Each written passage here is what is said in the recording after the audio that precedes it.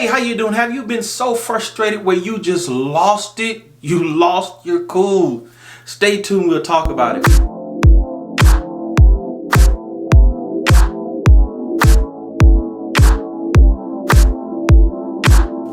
God bless you on this morning. Prayerfully this video finds you well. Thank you for joining me on Morning Nuggets. You are listening to Pastor Nate, and I'm so glad that you decide to join me this morning. Don't forget to subscribe. More of these will come. Share this video with everybody. Don't be selfish, especially people you feel who need to hear this. Let's get into it. We're talking about frustration. I am so annoyed. Oh, God help me. Sometimes you just have to count to 10, look up and pray, walk away, do everything that you can do so you won't put your hands on nobody. Don't put your hands on them. Please don't. Look, we're going to talk about it. Acts 16 and 18. Paul encountered a situation where he went to the temple to pray. I'm just paraphrasing him, Paul and Silas. And on the way, or while they were, moving about, they ran into this damsel, this girl who was possessed with a spirit. She was out making money. Her master was actually pimping her. She was making money off of the spirit of divination, soothsaying, if you will, fortune telling. But anyways, this person, this girl was following Paul and Silas for days, the scriptures say. But to make a long story short, Paul gave the situation opportunity, but the girl just didn't go away. She just kept following Paul. And eventually, Paul turned around and dealt with that spirit directly and casted the spirit out of that girl. Now, Paul gave the situation, as I stated, an opportunity, but the girl kept following her. What am I trying to say? Sometimes we give people a chance. We try to tell them nicely. Sometimes we don't say nothing, give the person the benefit of the doubt. At first, we don't say anything because we figure maybe it's a mistake or maybe, the person, whatever. We try to make excuses at first. Maybe the person doesn't know. I'll tell them in a nice way, what have you. I'll ignore it and maybe it'll go away. But y'all know, let me tell you, especially our people, sometimes we cannot give these situations a chance. As soon as something is out of order, we need to deal with it, right? Because people will push the envelope. Paul gave this person a chance, but she just kept on for days and days. You got people in your life that will nag, that will aggravate you, that will annoy you to no end, and they won't stop until you actually get rude with them. It's like they don't understand nice language, right? Or they can't take a hint. The only time they'll understand is when you have to talk crazy to them and deal with it. Have you ever been in a situation like that, whether it's a family member, whether it's a child, whether it's a friend?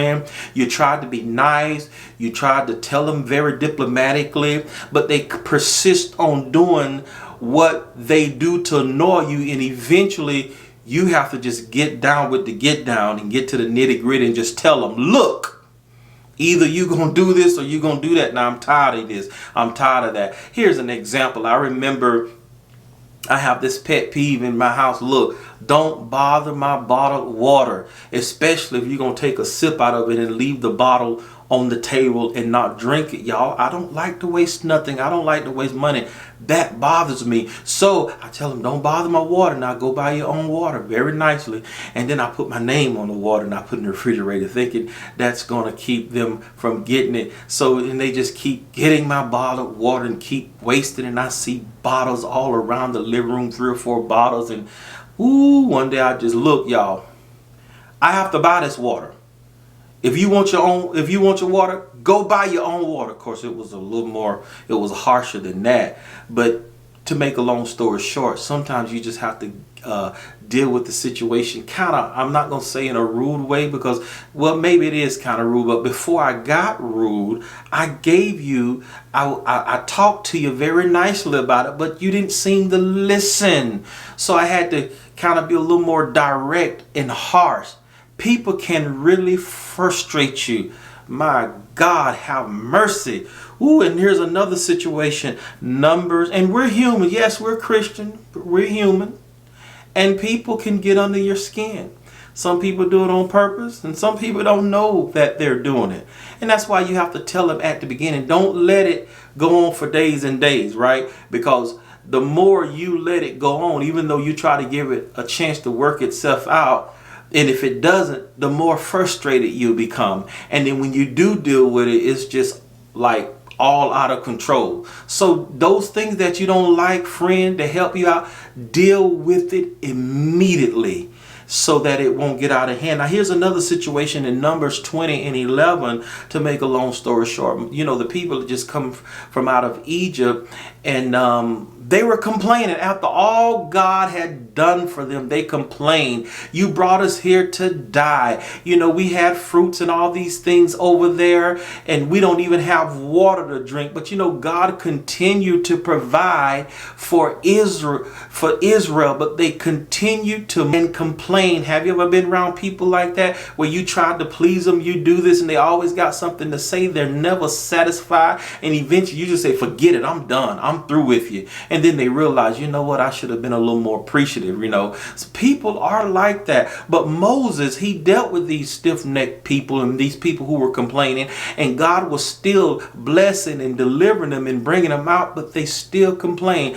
And so God gave Moses a strategy, say, now the people want water. I'm just paraphrasing. So I want you to speak to the rock. So Moses goes to the rock, and he say, hear ye rebels. You know, he went off. He called them rebels. That's what the scriptures say.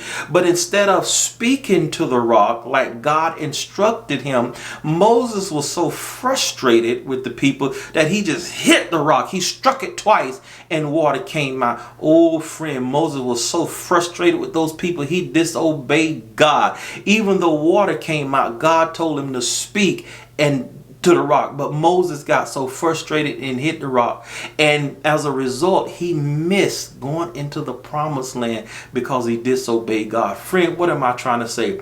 Do not let people cause you to miss out. Don't let people get you so frustrated and take you there where you'll do something or say something that'll cause you to miss out in life. You know, cause us to say things, or may cause us to do something that we might regret. Before I let you get to me like that, guess what? I'm gonna move around. I'm not gonna be around you. If every time I come around you, I'm in a state of frustration, that's not good for you. That's not good for your spirit. You need to get from around that person, because that person's gonna take you to a place that you might regret. Friend, I don't know who this exhortation is for today. Again, thank you for coming along. In the meantime, in between time, be at peace and not in pieces. And don't let them frustrate you. Till next time, my friend.